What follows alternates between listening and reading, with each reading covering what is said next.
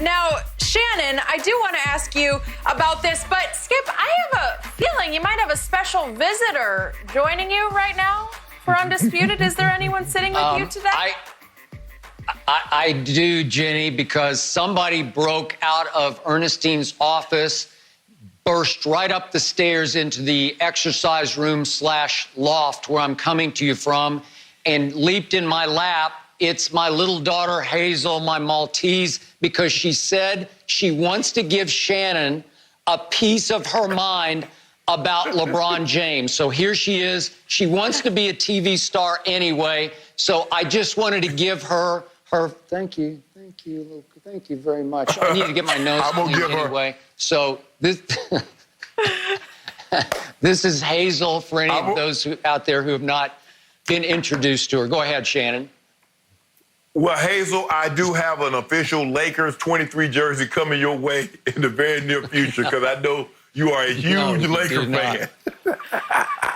Nope, Finally, a Hazel she's shot. A Dallas I have been Cowboy waiting to fan. see Hazel. Way to go, Hazel. We got to talk about Emmett. She's a star. She's a star. Thank you, Hazel. She's got a lot to say. Thank you for being here, Hazel. We appreciate it. Shannon, you can go get your dogs another time. Question for you. Do you agree that Emmett's record is unbreakable? You know, guys, I hate saying never, but I think it's going to be very, very hard for someone to break this record. Skip, Emmett averaged 1,200 rush yards for 15 seasons. Only 5 backs went over 1,200 yards last year. Derrick Henry, Nick Chubb, Christian McCaffrey, Zeke Elliott, and Chris Carson. Let that sink in for a second, Skip. You only had 5. Emmett did that for 15 seasons. And Emmett, Skip, there are not very many bell cow backs now. I'm talking about guys that take the majority of the workload. Because now, Skip, they split it up. And what we're seeing now, Skip, teams are willing to, okay, they draft you very high, let you play out that contract, and then they move on to someone younger. They've used you up. They've given you your 1,200 carries in a 4-year span, a 4-year span, and then they move on. And with the way teams now, Skip, they spread the ball out. They throw it a lot more than they run it. Skip, it's going to be hard for someone to get it because everybody's going to the 2-back system. They throw the ball a lot more than they run it because when Emmett came into the league, you wanted 3 yards in a cloud of dust, Skip. They were running the football. You threw the ball on 3rd down. Now, teams are throwing the ball 55, 60% of the time, and they're running it the other where it was reversed when Emmett got into the league. So I think it's going to be very, very difficult for someone to play long enough, be productive long enough, to rush for over 18,000 yards and eclipse Emmett. Okay. You're probably right.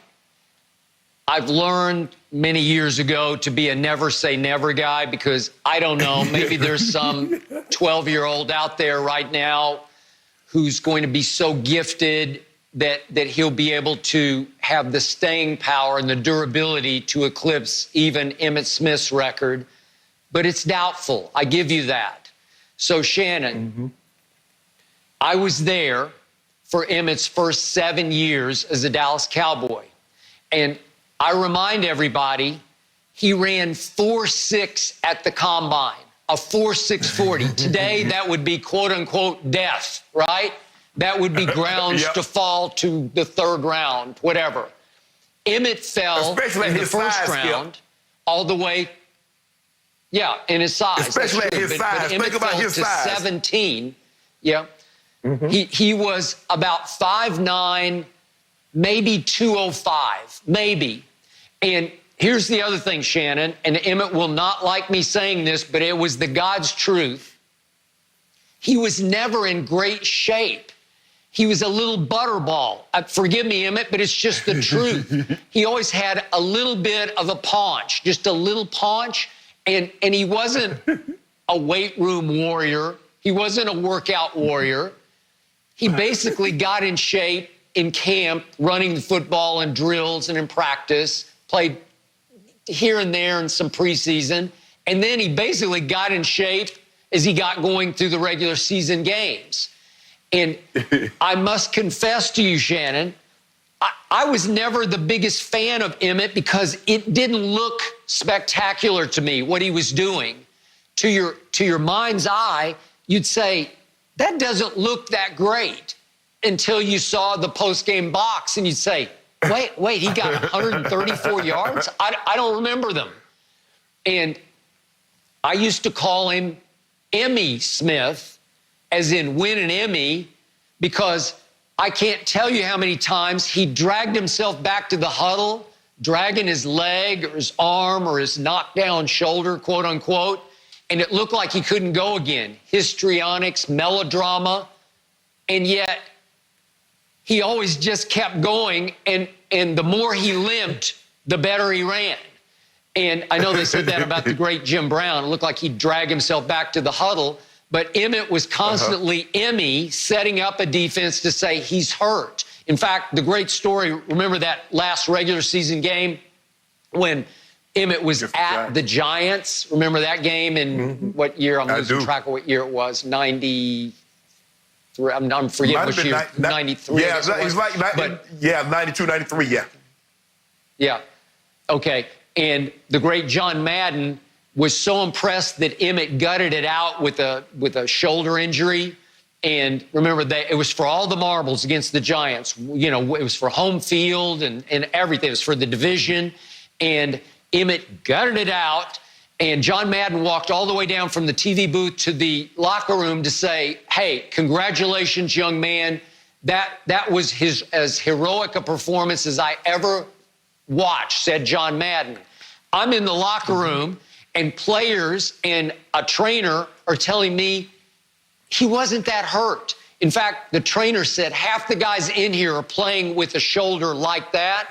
They tried to get Emmett to take a shot at halftime, a pain-killing shot. He was afraid of needles. He wouldn't take the shot. So my point was, I don't even know how hurt he was in that game. But all I know is for 15 years, he averaged playing 15 games a year. Well, that in and of itself today is impossible to even wrap your head around. And over those 15 years, he averaged 4.2 yards per carry. Well, if you can last 15 years and play 15 games and average 4.2 every time you touch the football, what do you think's going to happen? Well, all those yards are going to happen. So Shannon, in the end, it's what Norv Turner told me in 1992. He'd never seen a player, a running back, with such incredible quickness in what Norv called a confined space. Emmett ran between the tackles at 5'9", 205. But he was so quick and slippery that, and remember, he's behind one of the all-time elephant offensive lines, just a dominating, just zone-blocking, power offensive line. And Shannon, they got to the point where Emmett wouldn't even hit the hold call, so they quit calling it for a certain hole. They would just go Emmett right, Emmett left. We'll hand it right or toss it right, hand it left, toss it left. And Emmett would just, as they say, run or duck to daylight.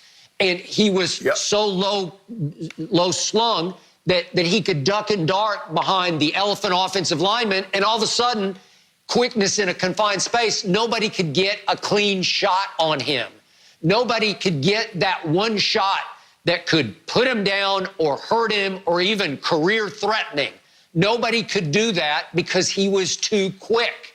He was in a weird package, small package, but quick and elusive. So he would get in your secondary before you knew it, and then I will give Emmett this. It didn't look like he ran 4.6 with a football under his arm. It looked like he ran more like 4.4. So the combination in that weird package of all of that made him very difficult to tackle. So he goes all the, 11 straight years in which he went over 1,000 yards. I mean, that added up, and it's going to be hard to catch that. It is, Skip, and when you realize that Emmett, he wasn't built, but Skip, he's put together. He's got a little stature. He's got some texture to him now. He's not thinly built. Emmett and I came in the league together in 1990, so I know Emmett very well. We back before he got mad, we hung out a little bit together, Skip. But even back then, Skip, the only thing that Emmett really talked about was he wanted to Walter Payton's record. I'm like, bro, we at Daytona. You talk about, let's do what we do at a spring break. You talk about getting Walter Payton's record. Yeah. But that was his singular focus, was getting that record. And I'm like, I knew what the record was. I'm like, man, that's a lot of yards. Dude, you like your third year, your second, third year. You talking about getting that record? He's like, I'm going to get that record. He's like, he's sharp. I'm going to get that record. Watch. Yeah, and Shannon. And here we are. Tell you. Yeah.